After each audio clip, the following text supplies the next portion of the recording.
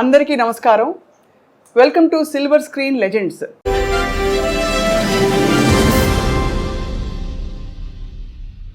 ఇవాళ మాట్లాడబోయే లెజెండ్ ప్రతి భాషలో దాదాపు చాలా రకాల పాత్రల్లో విలన్గా, క్యారెక్టర్ ఆర్టిస్ట్గా, ఇంకా హాస్య నటుడిగా అందరినీ అలరించిన మహానుభావులు.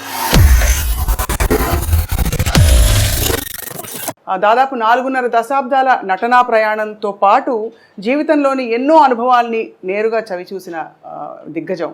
అండ్ వారు పద్మశ్రీ పురస్కార గ్రహీతగా కూడా అందరికీ సుపరిచితులు.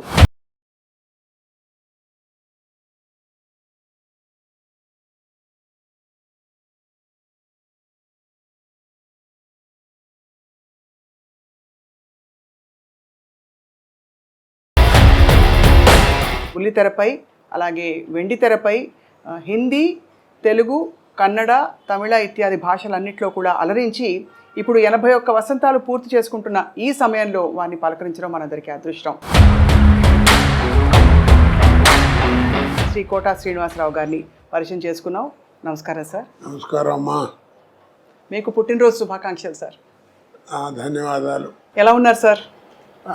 నడుస్తుంది బండి. వృద్ధాప్యం అంటారు కదా, 80 దాడుతున్నాయి, 81 ఇప్పుడు. మరి ఏదో కాళ్ళు నొప్పులు, కళ్ళు నొప్పులు ఏదో అంటుండేవారు కదా, అంటాయి కదా, అది తప్పవు. మా నాన్నగారు డాక్టర్ గారు, ఆయన అదే కంకిపాడు. అయితే మా నాన్నగారి దగ్గరికి ఎవరన్నా వస్తే నీకు ఎన్నేళ్ళు రానేవాడు. 50, 60 వస్తుందండి అని నాయని చెప్పాను. నీకు వైద్యం ఏ వైద్యం ఏ వ్యాధికైనా చేయొచ్చు, కానీ నువ్వు 2తో జాగ్రత్తగా ఉండరా అనేవాడు. ఏమిటారా అంటే, ఒకటి కళ్ళు, 2 కాళ్ళు. ఆ 2 జాగ్రత్తగా ఉంటే నీ పని నువ్వు చేసుకోవచ్చు అని, ఎవరి మీద ఆధారపడకుండా. అవును, అది అలాగా. మీ డైలాగ్ ఒకటి ఎప్పుడు వెంటాడుతుంటుంది సార్, జిస్కే పాస్ పవర్ హోతే హై ఉస్కా రైట్ బి రాంగ్ బి రైట్ హోతా హై. గుర్తుందా సార్ ఈ డైలాగ్? ఏ సినిమాలో? సర్కార్. అది అమితాబ్ బచ్చన్ గారు ఎలాంటి ఆర్టిస్టు, ఎంత గొప్పవాడో మీ అందరికీ తెలిసిన విషయం. నేను చెబితే ఎగతాళిగా కూడా ఉంటుంది. అలాంటి ఆయనతో నేను యాక్ట్ చేయడం అనేది సహజంగా ఎవరికైనా అదృష్టమే.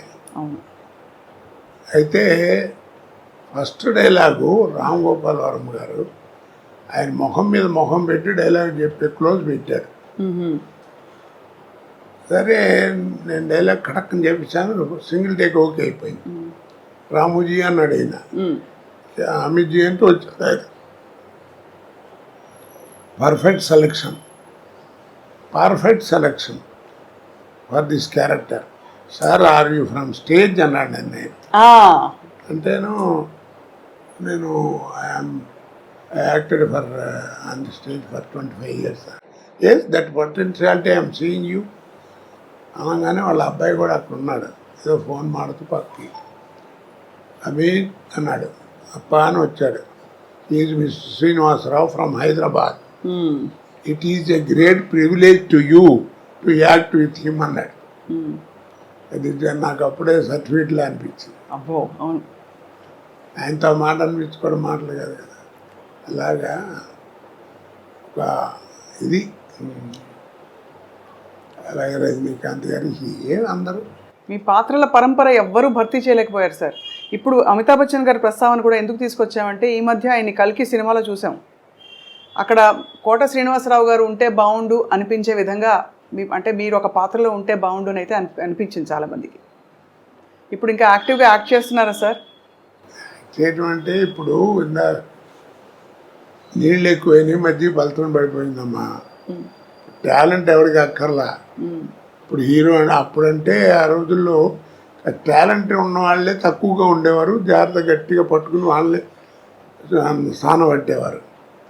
ఇప్పుడు ఏమిటంటే హీరో అంటే 40 మంది 50 మంది ఉన్నారు, కమెడియన్స్ ఎంతమంది ఉన్నారో ఎవరికి తెలియదు. అలాగా ఎవరిని చెప్పలేకపోతున్నాం. ఒక పద్ధతి పాడు ఏం కనపట్లా. ఇప్పుడు సినిమా ఎక్కడ లేదు, అంతా సర్కస్. పేతా సాంగ్స్ కూడా డాన్స్ చేస్తున్నారు. ఇక్కడ సర్కస్ చూడలేక భయపడి మన ఫుడ్ కూడా పోద్దని చెప్పి సర్కస్ కూడా మూసిస్తారు. అలా తయారైపోయింది. ఆ క్వాలిటీ అవి పోయినాయి, ఆ కథలు పోయినాయి, అవన్నీ పోయినాయి. అప్పట్లో ఏమిటంటే సినిమా ప్రభావం మనుషుల మీద ఎక్కువ ఉండేది. ఇప్పుడు ఏంటంటే మనుషుల ప్రభావం సినిమా మీద వచ్చింది. అంటే ఏ విధంగా సార్? అంటే కొన్ని ఉదాహరణలు ఇవ్వగలుగుతారా? ఈ మధ్య సినిమాలు ఏమన్నా చూసారా మీరు? ఏవో టీవీలో వచ్చేవి. ఇప్పుడు నేను కనీసం నాతో 100-110 సినిమాలు చేయించుంటారే పొలిటికల్ క్యారెక్టర్లో. మరి ఏది కోట శ్రీనివాసరావు బోర్ కొట్టాడని అనలా. అది ఎక్కడి నుంచి వచ్చింది అంత నాకు ఎక్కడి నుంచి వచ్చింది అబ్జర్వేషన్. ఇప్పుడు టీవీలో మాట్లాడటం బయట మాట్లాడటం చూస్తున్నాం కదా. ఆ రోజుల్లో అలా ఉండేది కాదు. ఆ రోజుల్లో కైకాల సత్యనారాయణ గారి దాకా వాళ్ళకి ఏంటంటే 5 రకాల సినిమాలే ఉండేవి. సాంఘికం, పౌరాణికం, జానపదం, చారిత్రాత్మకం, కౌబాయ్. 5 సినిమాలు. ఈ 5 సినిమాల్లోనే ఎవరు నటించినా నటన కూడా అలా ఫిక్స్డ్గా ఉండేది. సపోజ్ మహమ్మదీడు వేషం వేశారనుకోండి, మీకు ఇస్తే మాకు ఇస్తాం, మాకు పెడితే మీకు పెడతాం, అట్లా ఉండేది భాష. పొలిటికల్ లీడర్ చెప్పాలంటే సోదరి మనలారా అలా ఉండేది. పౌరాణిక అలాగా.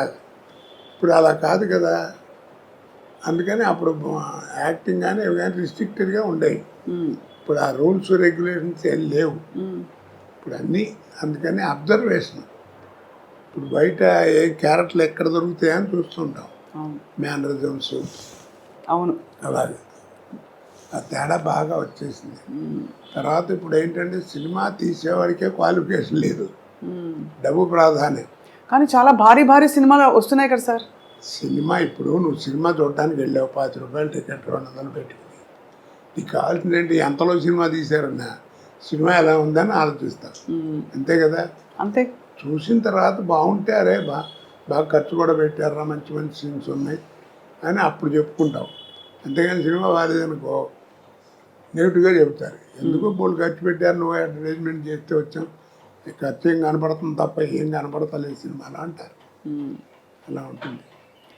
మరి మొత్తం మీద సార్ అంత బిజీ నటనా జీవితం నుంచి మీరు రంగస్థలంతో పాటు మీకు రేడియో అనుభవం ఉంది, అన్ని పాత్రలు వేసిన తర్వాత ఇప్పుడు మీకు నటనకి దూరంగా ఉండడం అన్నది కొంత బాధ కలిగిస్తుందా, లేక హాయిగా జీవితం ఇలా బాగుందనిపిస్తుందా? ఇప్పుడు బాధ కదండి.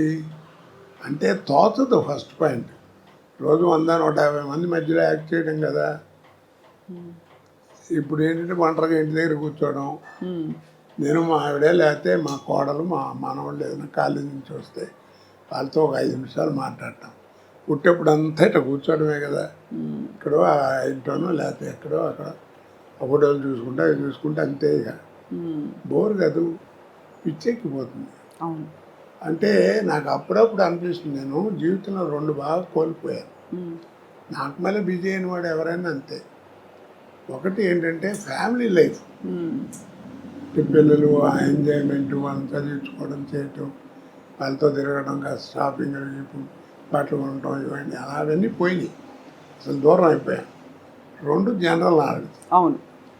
ఎంతసేపు ఆ కెమెరా యాక్షన్ ఇవే తప్ప ప్రపంచం బయట ఏం జరుగుతుందో కూడా తెలియదు. అవన్నీ పికప్ అవ్వాలంటే చాలా కష్టం.